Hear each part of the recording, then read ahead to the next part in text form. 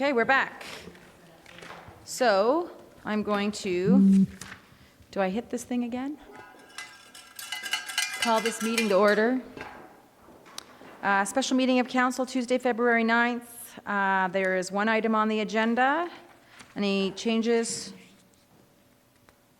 No? Okay. So approval of the agenda, all in favor? Carried unanimously. So up as G1, Bow Valley Passenger Rail Service Feasibility Study. Welcome, Mr. Johnson. Thank you, Deputy Mayor McCallum, members of council. Here to talk about trains. This is the GOAT, Canmore Mines Limited. And here's our roundhouse that we've recreated as a daycare preschool cadet facility. And there's the old Canmore train station that is no longer here. Today we're going to talk about possibility of a feasibility study for reintroducing passenger rail from Calgary to the Bow Valley. 7 million cars in the 2014-15 fiscal year moved on the TCH around Banff. About 20,000 vehicles average daily a day. That's a 43% increase in the past 20 years, so increasing rapidly. Interestingly, traffic volumes on the TCH around Canmore have actually increased by more than that over that same period. We've seen about a 67% increase around Canmore. So.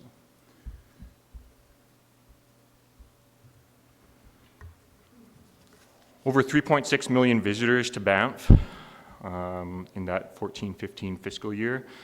And with that, in 2014, Banff started seeing delays as much as 1.5 hours.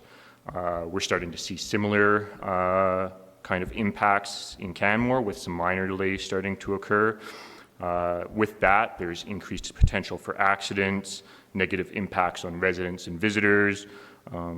Obviously, as there's traffic congestion, that starts to negatively impact emergency response times and economic impacts as well. We've pursued short-term solutions, implementing traffic signals to manage traffic and pedestrians. Banff has also enhanced their signal phasing and made it possible to push a button to flush out traffic on Banff Avenue and relieve some of the congestion. Those are short-term solutions. We don't want to pave paradise. We don't want to create a whole bunch of parking lots for cars. And we want to maintain our sense of community as a small mountain community and not build interchanges. To do this, we're working strategically towards sustainable modes of transportation, intercepting cars and moving people. We're making it easier for people to walk, make it easier for people to bike. We're creating new connections. And you can see the impact that's happening at local businesses and in the feedback we're receiving from the community. Ridership on the Legacy Trail reached over 100,000 people in 2015. And we're working on doubling service on the Rome Regional Route. Service has grown 67% from 60,000 trips in 2013 to 100,000 trips in 2015. And we're working to implement Canmore local service in late 2016. Banff is leading the charge to explore the feasibility of reinstating passenger rail service between Calgary and Lake Louise on existing Canadian Pacific infrastructure. So reinstating service via rail service In 1967, CP and CN wanted to drop passenger service and only carry freight. And the federal government stepped in and agreed to cover 80% of their losses, kind of year over year. In 1977, Trudeau created Via Rail on the grounds that a Crown corporation could run a passenger rail service cheaper, more efficiently than CN and CP could. And that continued through to 1990. And then the federal government, to reduce the deficit, kind of chopped the budget in half from $600 million to $350 million.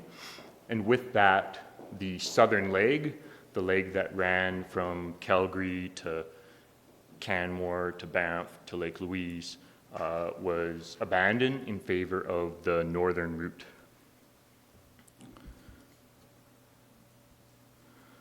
This is what Via service looks like now, and interestingly, I checked what it would cost me today to go from Edmonton to Jasper is $135. And a similar distance, Canmore to Calgary, Kitchener to Toronto, that trip on Via is about $32 today. Another passenger rail service in the Bow Valley, the familiar Rocky Mountaineer. This is in the neighborhood of $1,700 to travel from Banff to Vancouver over 2 days. A similar trip on the Greyhound would be about $55. And interestingly enough, the option that they offer to get from Banff to Calgary is by motor coach.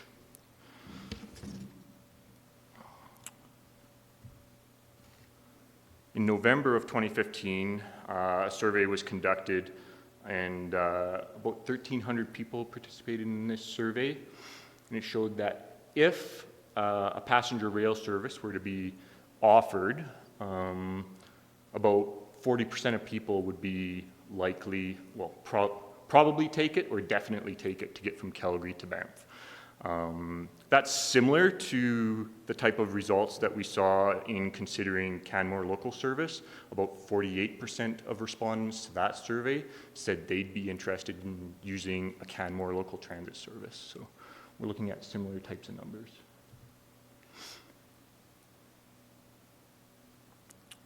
So on February 5th, Banff made application to the Alberta Community Partnership.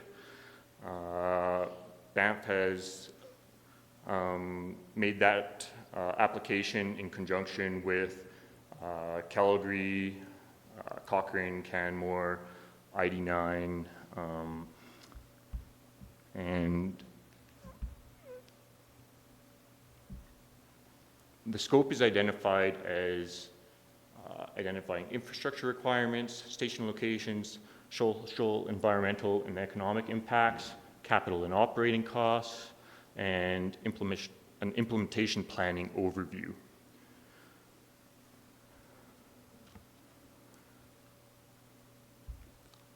So to pursue this feasibility study, they need council resolution from the partner municipalities. Banff has made the application. They will be, upon successful grant funding application, they'd be making, doing all the work for the RFP, retaining a consultant, and then working with the consultants through the process. So they're really leading this charge, and we'd be a participating partner, a stakeholder, with a potential station being identified in our community. So with that, the ask is that council approve Canmore's participation in regional collaboration toward a feasibility study for passenger rail service between Calgary and the Bow Valley.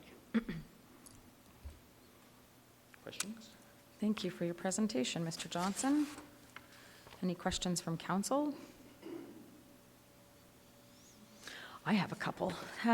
So you indicated that the town of Banff would be sort of leading this initiative, which in my mind means that they'd be putting to, if the grant is received, the town of Banff would be putting together the terms of reference for the consultant, or would that be in cooperation or in collaboration rather with the province?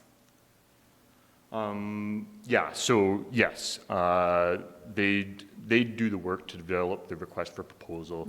They'd obviously liaise with, engage the community stakeholders and key stakeholders in putting together the terms of reference in that request for proposal. Right. And then, of course, award would be in participation with the partners named in the application. Gotcha.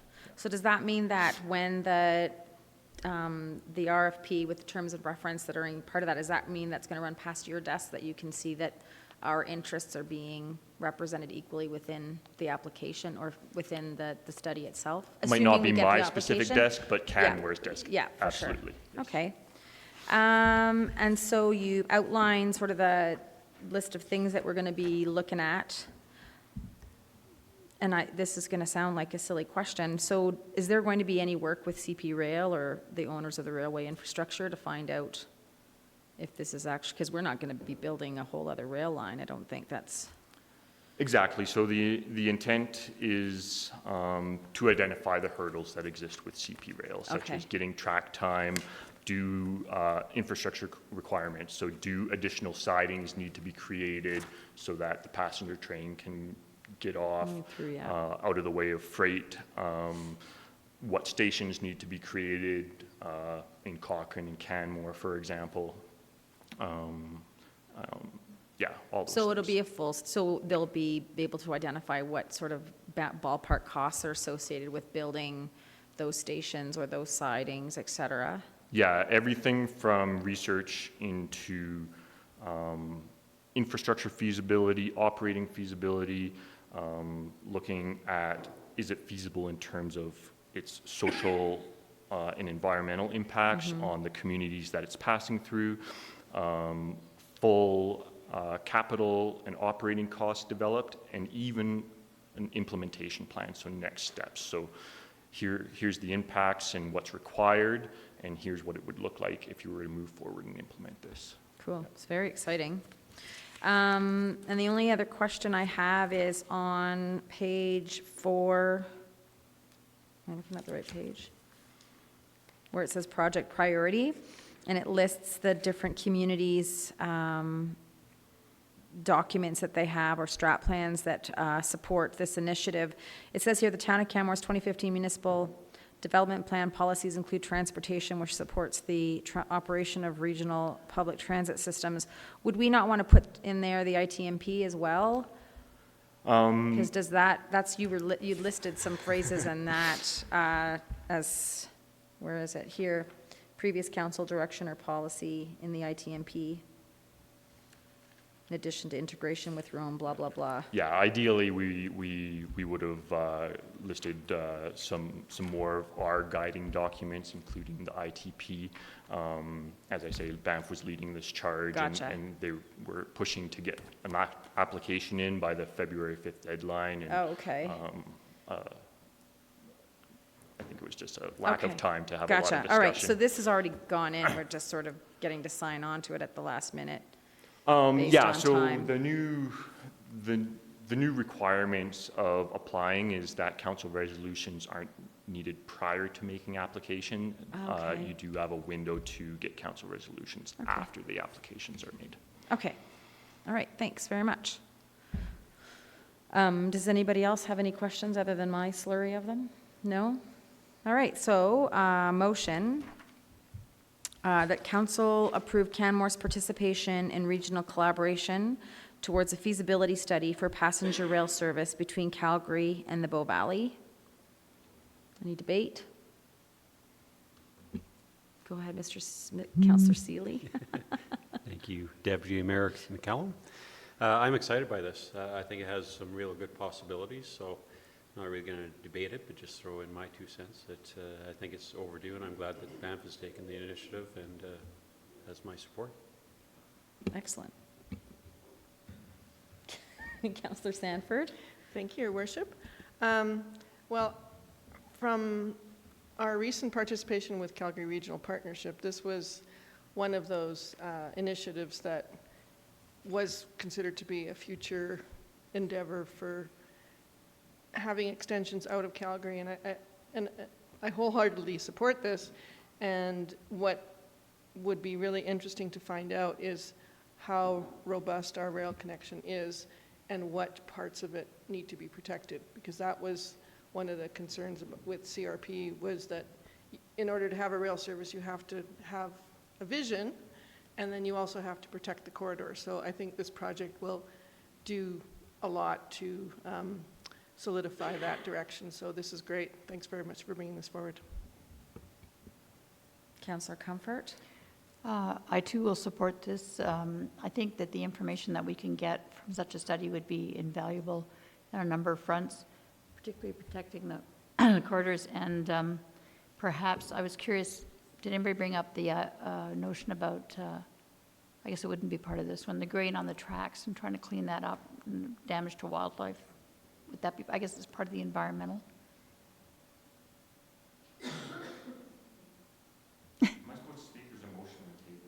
Oh, No. oh, sorry, no, oops, Yeah. sorry. Would you like Jacob to answer that question, Councillor Comfort? Could you answer that question?